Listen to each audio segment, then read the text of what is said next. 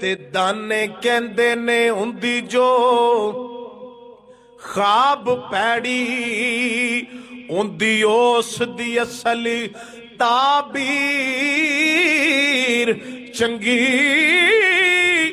कई फल होंदे खाण विच कोड़े, हुंदी उन्हां दी असल तासीर चंगी। ते बंदियां विच कई बंदे भी ऐसे ने दिल दे पैड़े ते उत्तों तस्वीर चंगी। वारिस शाह मियां उसनू जान चंगा, ओ जेड़े बंदे दी होवे अखीर चंगी।